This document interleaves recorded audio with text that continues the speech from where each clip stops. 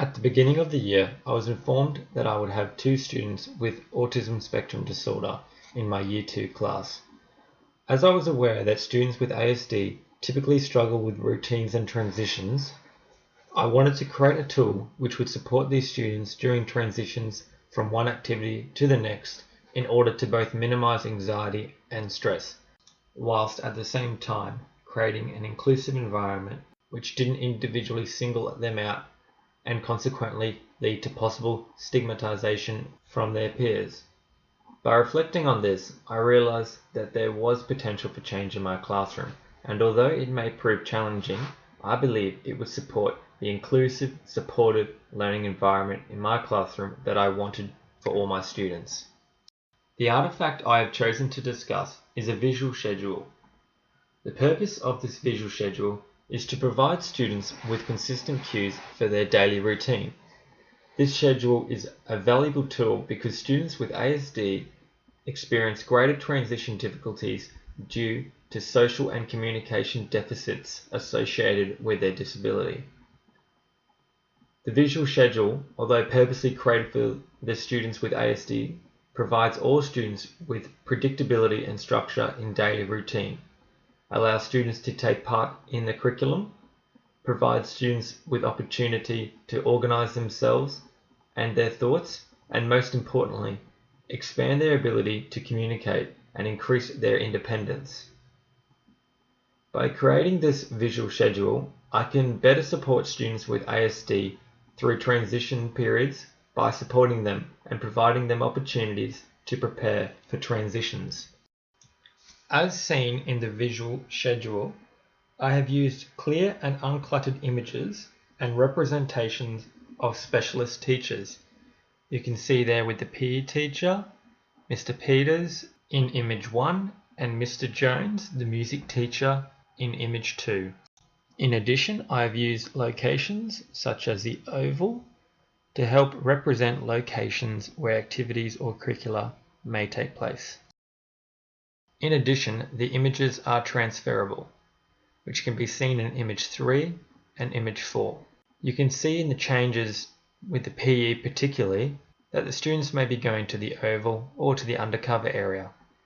Maybe in geography they're doing quiet work, and maybe they're just working in buddies doing math. Having transferable images not only allows me to highlight different day of the week routines, they also allow me to change day routines due to unforeseen circumstances.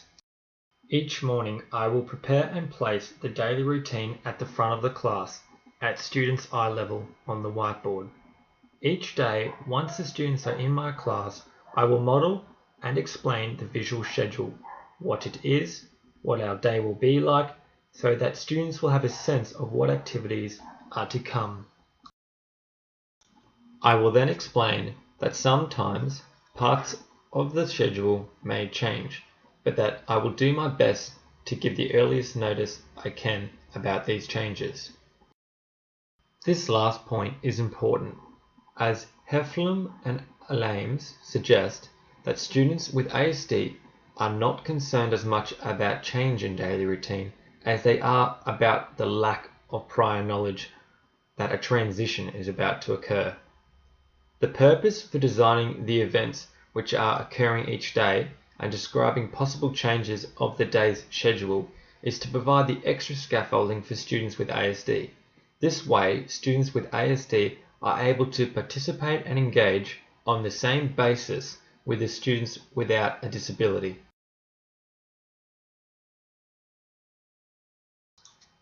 As students will move from the classroom to other areas within the school for curricular and school activities, including PE, music, LOT or assembly, the visual schedule will become very useful when leaving the classroom to attend such activities. However, its practicality is also limited, and this prompted me to reflect on how I can help students with ASD deal with transitions between areas in the school, as I won't be able to carry my whiteboard with me. A possible solution to this problem is the utilization of a lanyard or keychain system with duplicated visual cues from the schedule, which would support the students with ASD. with these between specialist transitions. Hawkins and Clayton suggest that portable communication symbols allow staff dealing with students with ASD to easily replicate the visual support provided by the classroom schedule. An example of the use of a lanyard system could be collecting students from the PE teacher, moving the class to a quiet area, and using the lanyard illustrations to indicate the next activity/stage of the day. It is important to note that I would never give the students with ASD the portable visual schedule, as it must not become a fluoro vest dilemma, meaning that students with ASD are not singled out and possibly stigmatized by their peers. Impairment of imagination, also known as inflexibility of thought, can make it very problematic for students with ASD to plan ahead and organize themselves, prepare for change and unexpected changes, and consequently deal with transitions from one setting to another.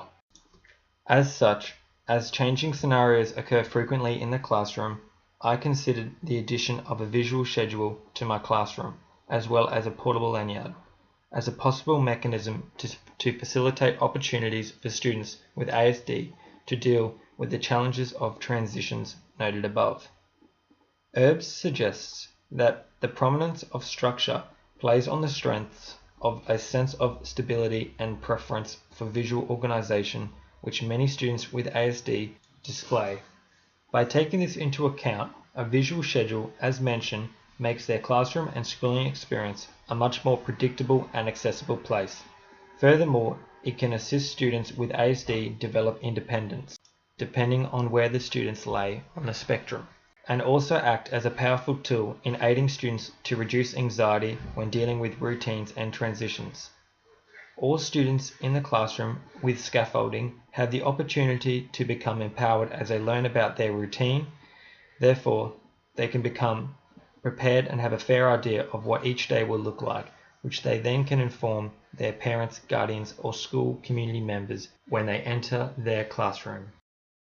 By implementing this tool into my classroom, it has the potential to make abstract concepts more concrete and can also remove the need for constant reminders from myself or the teacher aide in the presence of peers, which may lead to social stigmatization. Consequently, it has the potential to maximize the educational and social outcomes for all students. This only became possible through critical reflection, identifying and reducing the possible barriers to learning, especially for those who are vulnerable to marginalization or exclusion, and realizing that there is always potential for change in the classroom.